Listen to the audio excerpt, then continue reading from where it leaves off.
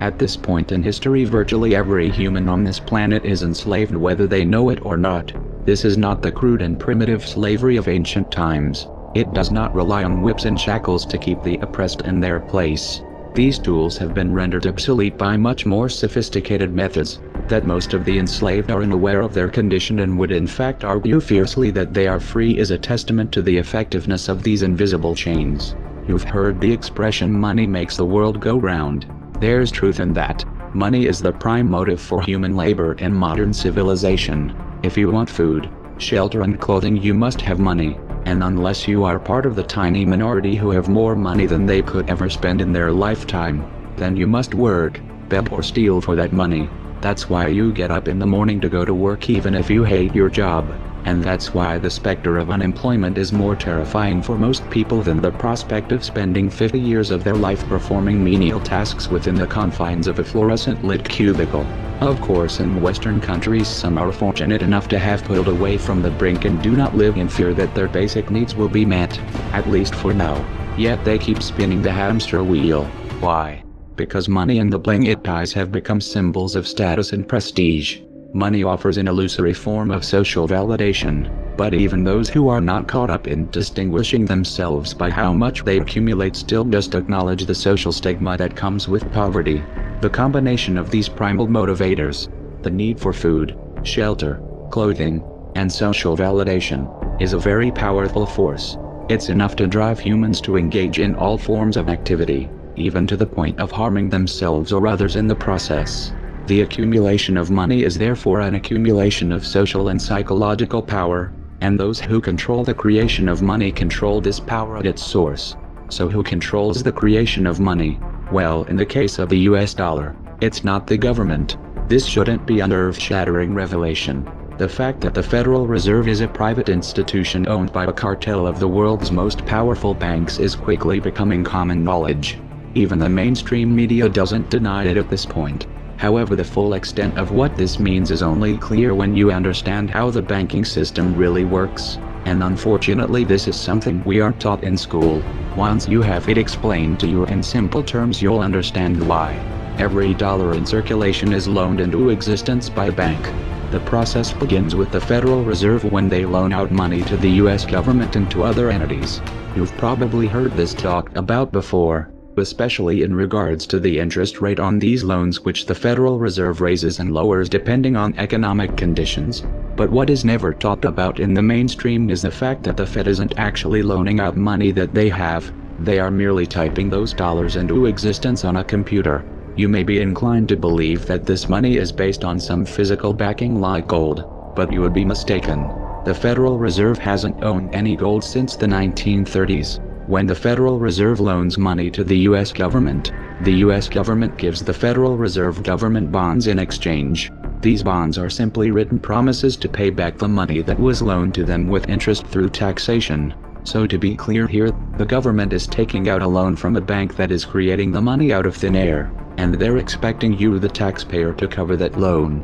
The absurdity of this arrangement is even more obvious when you realize that up until 1913 the US government created its own money, and had no need for a bank to play the part of a middleman.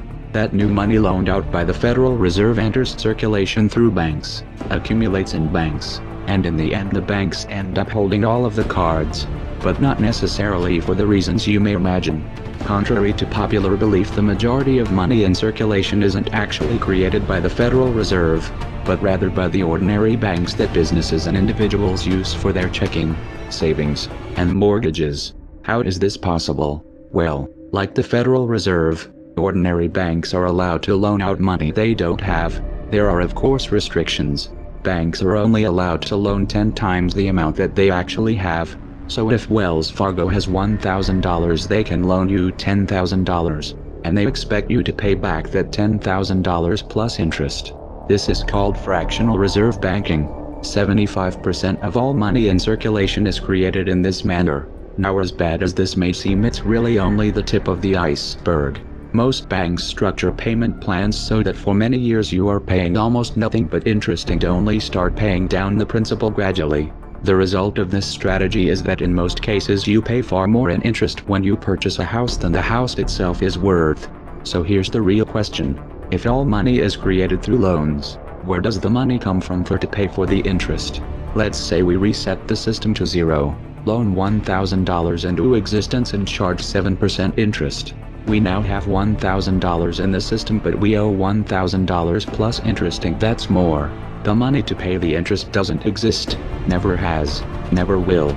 This would be obvious if there were only one loan being issued to one person in this manner, but when performed on a global scale the reality is hidden, and is transformed into a game of musical chairs where the person ending up without a seat faces bankruptcy and financial ruin.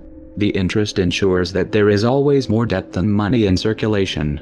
Because every dollar in existence is tied to a debt, this creates an unseen force that draws those dollars back to the banks. Like gravity attracts a physical object to Earth, the catch here is that it is the work of the people that moves that money.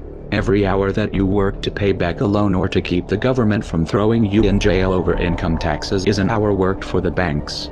The total receipts from personal income taxes just barely covers the interest on the national debt, and even the principal on that debt all ends up back in the hands of the banks. Once you understand that the money that the banks loans out isn't actually an asset, but is in fact a piece of legal fiction, it should be clear that you are working for these banks for free.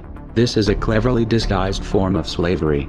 If you manage to maintain your monthly payments, then you are a successful slave, and you are allowed to keep the material comforts that come with that status. But if for some reason you fail to make your monthly payments, then the bank or the IRS comes, takes your house, your car, and anything else you have of value. If somehow, even with this enormous financial advantage, the banks still manage to get themselves into trouble, you, the taxpayer, will be forced to bail them out, no matter what the banks win. To say the game is rigged is an understatement. You might be inclined to think that if you live outside the United States and don't use dollars, then this situation has no bearing on your life. But you would be wrong. The dollar is both a world reserve currency and the only currency in which oil is sold on the global markets. This is often referred to as the petrodollar status. This means that wherever you live, whether your country is an oil exporter or an oil importer, you are affected. If your country is an oil importer, you are affected by the fact that in order to keep your country running, you have to acquire dollars. To acquire those dollars, you have to send goods and services to the United States or to someone else who did. You too are a slave to the bankers.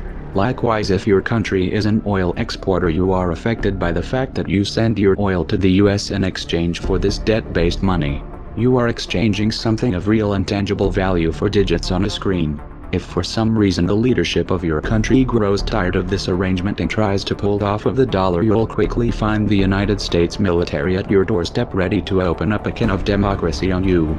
Iraq learned this the hard way when they switched their oil sales to euros in 2000, and Libya when they tried to organize a gold-based currency for Africa.